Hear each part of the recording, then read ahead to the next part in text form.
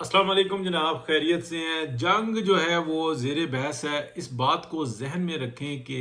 جیسے خاندانوں کے گھروں کے معاملات ہوتے ہیں ویسے ہی ملکوں کے معاملات ہوتے ہیں۔ ایک ایگزامپل دیتے ہیں کہ جب بچی کا اور بچے کا کوئی رشتہ کروانا ہوتا ہے، کوئی بھی معاملات ہوتے ہیں تو اس گھر کے بڑے بیٹھ کر پہلے سارے معاملات کو طے کرتے ہیں۔ اگر معاملہ بن جاتا ہے تو ایک بات ہوتی ہے، اگر معاملہ نہیں بنتا تو اس میں بھی خیر سگالی کی دعا کر کے وہ پیچھے پیچھے ہو جاتے ہیں، یا جو بھی ایکس وائی زیڈ، لیکن وہ بات باہر نہیں آتی۔ یہ ہم سب کو پتہ ہے کہ یہ کوئی اندر خانے کوئی جو سا ہوتا ہے نا خاندانوں میں، یہ کہ یہ اس نے اس کے لیے مانگا تھا، نہیں ہوا، اب معاملات کچھ اور ہیں۔ عزت دار لوگ ایسے ہی کام کرتے ہیں، لیکن جب وہ معاملات طے ہو جاتے ہیں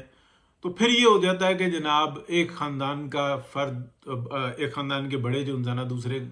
گھر میں جاتے ہیں، دوسرے خاندان کے گھر میں جاتے ہیں، اور وہ باقاعدہ رشتہ مانگتے ہیں کہ جی ہمیں آپ کی بچی بہت پسند آئی ہے، ہم نے وہاں پہ دیکھی، یہاں پہ دیکھی، ایسے ملے، ہمارا تو دل آ گیا ہے، بس یہ جو انسان ہماری طرف سے رشتہ ہے، یہ مٹھائی کا ڈبہ آپ ہمیں بتائیں فٹافٹ۔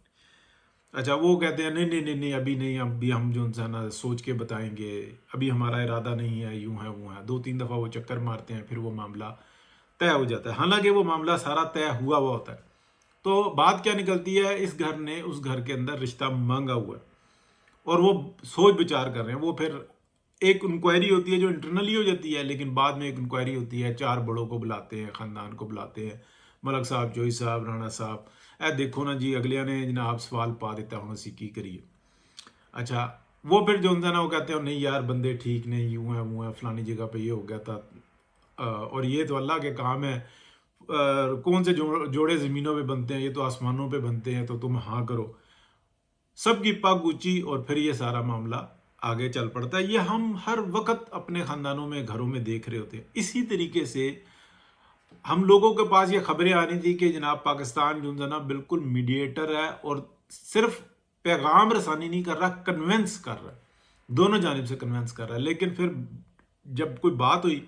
اب اسحاق ڈار صاحب، حالانکہ میں آپ کو بتا چکا ہوں، بہت اسٹارٹنگ میں بتا چکا ہوں کہ سب سے زیادہ جو رش ہے اس وقت میں وہ چائنیز امبیسی کے اندر ہے، وہاں پہ ڈپلومیٹس بیٹھے ہوئے ہیں، پولیٹیکل کے جتنے ABC 1 2 3 پولیٹیکل سیکشن ہے سارے ورک کر رہے ہیں۔ اسی طریقے سے امریکن بے شمار جو انسان یہاں پہ ڈپلومیٹس بیٹھے ہوئے ہیں، وہ ہر چیز کو دیکھ رہے ہیں۔ امریکن امبیسی کے اندر ہی جو اسرائیلینز بیٹھے ہوئے ہوتے ہیں، یہی اس دنیا کی بدقسمتی ہے،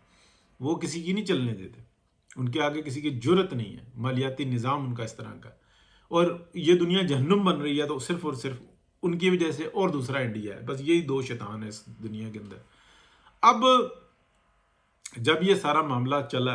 اور معاملات کچھ طے ہوئے ہیں، تو اب ہم دیکھ رہے ہیں کہ ڈار صاحب ادھر جا رہے ہیں، چوئی صاحب کے گھر جو نا کہ جی آ جاؤ جی، یہ کرو جی، گارنٹی دو جی آپ کے ہوتے ہوئے، وہ اپنی پگ لے کے آئیں گے اور انشاءاللہ یہ معاملات درست ہوں گے۔ پاکستان بالکل درست راستے کے اوپر ہے، اللہ تعالیٰ کا فضل اور کرم ہونا چاہیے، نیتیں صاف ہیں، کوشش اچھی ہے، انشاءاللہ کامیابی ہوگی، سرخرو ہوگا پاکستان۔ بہت شکریہ جی، اللہ حافظ، اور پوری دنیا کو جہنم سے نکالے گا۔